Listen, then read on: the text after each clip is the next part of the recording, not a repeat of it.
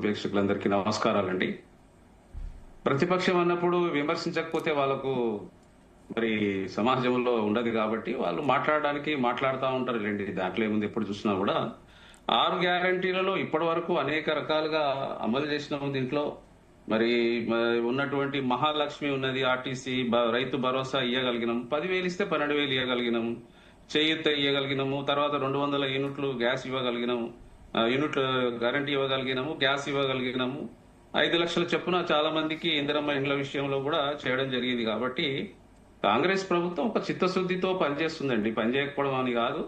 అదేవిధంగా మహిళా సాధికారత కోసం కూడా పెద్ద ఎత్తున మనం మొన్ననే చూశారు, 27,000 కోట్ల వడ్డీ లేని రుణాలు ఇచ్చినాము. మహిళల కోసం అంగన్వాడీ 15,000 పోస్టులు వేసినాము.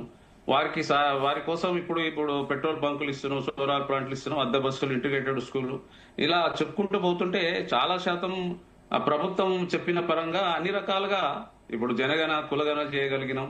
మరి ఇలా చెప్పుకుంటూ పోతుంటే ఉద్యోగాలు చూడండి, ఉద్యోగాలు ఈ సంవత్సరంలో దాదాపుగా ఈ 2 సంవత్సరాలు 70,000 ఉద్యోగాలు ఇవ్వగలిగినాం. ఇలా చెప్పుకుంటూ పోతే మరి చాలా చేయగలిగినాం.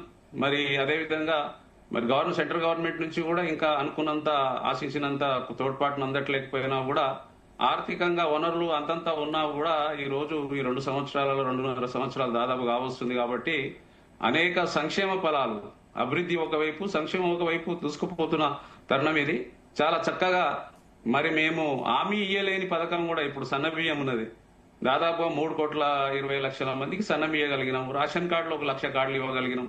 ఇలా చాలా శాతం సంక్షేమం వైపు, అభివృద్ధి వైపు. మరి ఈ రోజు అదే విధంగా మన రాష్ట్రానికి మరి తలమానికంగా ఉన్నటువంటి హైదరాబాద్ ని, మూసీ రివర్ ని కూడా 700 కోట్లతో అభివృద్ధి చేయాలన్నట్టుగా ఒక సంకల్పంతో ముఖ్యమంత్రి గారు మరి ముందుకు పోతున్నారు. కాబట్టి ఇలా చెప్పుకుంటూ పోతే చాలా శాతం గడిచినటువంటి 2 సంవత్సరాలలో మేము చేయగలిగినవన్నీ చేస్తా ఉన్నాం. కాబట్టి మనకు రాష్ట్రం అనేది నీళ్లు, నిధులు, నియామకాల రూపకంగా వచ్చినప్పుడు గడిచినటువంటి 10 సంవత్సరాలలో మరి ఏ విధంగా రాష్ట్రంలో దోపిడీ జరిగింది, ఎన్ని రకాలుగా ఇబ్బందులు జరిగినాయి, కాళేశ్వరం పేరిట ఏం జరిగింది, అదేవిధంగా ఫార్ములా ఈ రేస్ ప్రకారం ఏం జరిగింది, లిక్కర్ స్కామ్ ఏం జరిగింది, ఫోన్ ట్యాపింగ్ విధంగా ఏ విధంగా జరిగింది అనేది తెలుసు.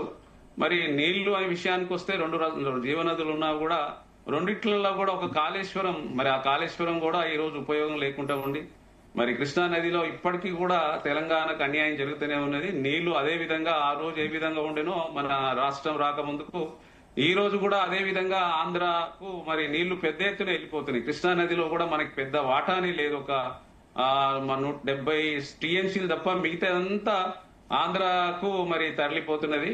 అంటే 2 రాష్ట్రాలు అభివృద్ధి చెందాలి కాదని కాదు, కానీ 2 రాష్ట్రాలలో మనకు తెలంగాణకు 2 జీవనదులు ఉన్నా కూడా వ్యవసాయ ఆధారిత రాష్ట్రమైనా కూడా మనం నీళ్ల విషయంలో ఏం చేయలేకపోయినాము. మరి అదేవిధంగా 10 సంవత్సరాలు పరిపాలించినటువంటి కేసీఆర్ గారు సెంట్రల్ గవర్నమెంట్ నుంచి మరి ఏం తెచ్చుకున్నారు అనేది వారికి తెలవాలి, వాళ్ళ విజ్ఞతకి తెలవాలి. మోడీ గారితో కలిసి పనిచేసినప్పుడు కనీసం ఆ కాళేశ్వరాన్ని జాతీయ ప్రాజెక్టు కిందకైనా తెచ్చుకున్నా కూడా బాగుంటుండే. మరి తెచ్చుకోలేక ఈ రోజు దాదాపుగా 7 లక్షల కోట్ల రూపాయలు మరి రాష్ట్రానికి 70,000 కోట్లతో ఇచ్చినటువంటి రాష్ట్రాన్ని 7 లక్షల పైచీలకు అప్పుల భారాన్ని మరి ఈ రాష్ట్ర ప్రభుత్వంపై వేయడం అనేది ఒక దురదృష్టకరం. అయినా కూడా ముఖ్యమంత్రి గారు ఒక విజన్ తో 2047 వరకు దాదాపుగా $3 ట్రిలియన్ రూపకంగా ఈ రాష్ట్రాన్ని అభివృద్ధి చేయాలని ఒక సంకల్పం పెట్టుకొని మరి అదేవిధంగా తలసరి ఆదాయం 5 లక్షల రూపాయలు తీసుకురావాలని, అందరికీ మరి ఉన్నటువంటి రాష్ట్రంలో 4 కోట్ల ప్రజలకు అనేక రకాలుగా ఉద్యోగాలు, సంక్షేమము, మరి అదేవిధంగా రైతుల సంక్షేమం కోసం చూడండి, ఈ రోజు పెద్ద ఎత్తున రుణమాఫీ 2 లక్షల రూపాయలు చేయగలిగినాము. మరి 12,000 రూపాయలు చేయగలిగినాం. ఇట్లా అటు రైతు సంక్షేమము, ఎందుకంటే మన రాష్ట్రంలో అత్యధికంగా వ్యవసాయ ఆధారిత రాష్ట్రం కాబట్టి ఈ రాష్ట్రంలో మనకు చేయగలిగినంత రైతుల సంక్షేమం కోసం కూడా రుణమాఫీ కానీ చేస్తూ ముందుకు పోతున్నామండి. రైట్. ఓకే, మనతో పాటు ప్రముఖ విశ్లేషకులు డాక్టర్ మల్లేశ్వర్ గారు జాయిన్ అయ్యారు. ఆయనకి వెల్కమ్ చెబుతూ